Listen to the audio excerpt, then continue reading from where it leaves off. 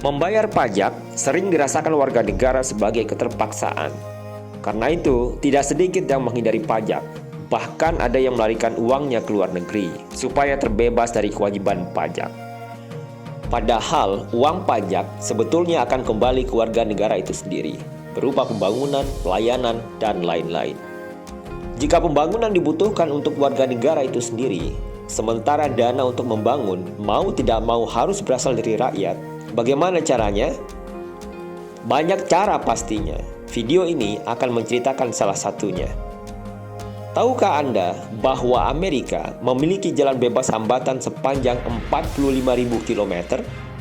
Bukan jalan raya biasa loh ya. Kalau di sana diberi nama highway, panjangnya 45.000 km. Dengan jalan sepanjang itu, sama dengan membangun 8 kali jalan bebas hambatan dari Sabang sampai Merauke. Indonesia sampai hari ini baru memiliki jalan tol sepanjang 2.200 km. Terbanyak di Jawa, kemudian merambah ke Sulawesi, Sumatera, Bali, dan Kalimantan. Semuanya berbayar. Kembali ke jalan bebas hambatan di Amerika, yang merupakan suatu revolusi jalan bebas hambatan, juga dipercaya sebagai titik awal kemajuan Amerika. Dari mana Amerika memperoleh dana untuk membangun jalan tersebut? Adalah Dwight D. Eisenhower yang pintar memanfaatkan keadaan, yaitu Perang Dunia. Saat dia menjadi presiden, Perang Dunia Kedua baru selesai. Patriotisme masih meluap-luap, seperti kawah gunung berapi. Memenangkan perang adalah segala-galanya. Usul pembangunan jaringan jalan bebas hambatan itu adalah hidup atau mati untuk mempertahankan tiap jengkal tanah Amerika dari ancaman semacam Perang Dunia itu. Ke bagian manapun musuh masuk, tentara Amerika dengan mudah menyergapnya. Logistik pun mudah dikerahkan. Dengan penjelasan Eisenhower itu, DPR Amerika langsung menyetujuinya. Persetujuan DPR itu langsung diikuti dengan lahirnya undang-undang baru, yaitu Undang-Undang Jalan Bebas Hambatan, The Federal Aid Highway Act of 1956, lebih populer dengan nama The National Interstate and Defense Highways Act. Berdasarkan undang-undang itulah Eisenhower membentuk lembaga keuangan Highway Trust Fund untuk membiayai pembangunan jalan bebas hambatan itu. Maka dimulailah besar-besaran di seluruh Amerika, dari barat ke timur, dari utara ke selatan, seperti papan catur, membelah seluruh daratan Amerika tanpa melihat wilayah, tanpa melihat keekonomian. Jalan sepanjang 45.000 km itu dikerjakan nyaris serentak. Padahal sebagian besar wilayah yang dilewati saat itu masih kosong, padang prairie, tidak ada mobil, tapi tetap saja dibangun dengan standar dan kualitas yang sama. Dari mana uangnya? Itu kan tahun 1956 ketika Amerika belum kaya.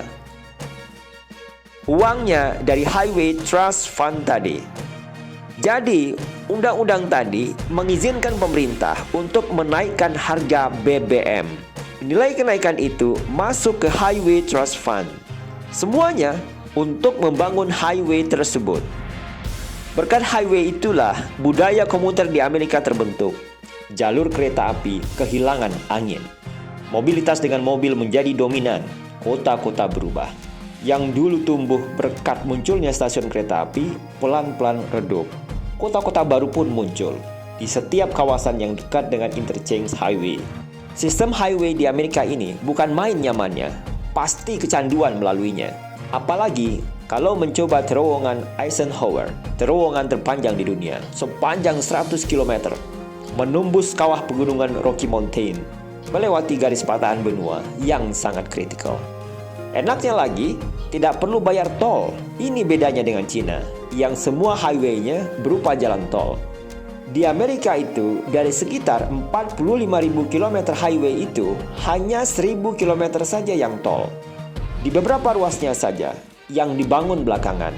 Di daerah padat di pantai timur, itu pun jumlahnya akan terus berkurang. Beberapa tol yang investasinya sudah lunas digratiskan. Berapakah besar pajak BBM untuk Highway Trust Fund itu? Saat ditetapkan pertama, hanya 3 sen dolar setiap pembelian BBM 1 galon. dikenakan pajak 3 sen itu. Atau untuk nilai sekarang, Rp400 per liter. Tapi ternyata tidak mencukupi. Presiden berikutnya menaikkan menjadi 4,5 sen. Tidak cukup juga. Ada rencana menaikkan lagi. Orang pun mulai merasakan manfaat highway. Presiden Ronald Reagan menaikkannya menjadi 9 sen. Tidak cukup juga ternyata. Presiden Bush senior menaikkannya menjadi 14 sen. Masih belum cukup juga. Presiden Clinton menaikkan lagi menjadi 18,4 sen. Hanya saja, sebagian hasil pajak itu kemudian juga untuk tujuan lain, mensubsidi angkutan umum kota-kota, dan untuk mengurangi defisit APBN. Sejak masa Clinton itu tidak pernah lagi naik. Bahkan calon-calon presiden berikutnya ingin menurunkannya agar dapat simpati. Lalu bisa terpilih. Tapi calon presiden Obama pede mempertahankannya. Toh menang juga. Berapakah total biaya membangun 45.000 km highway itu? Kalau dihitung dengan nilai uang sekarang, kira-kira 7.000 triliun rupiah. Itu tidak banyak, hanya 3,5 kali APBN Indonesia.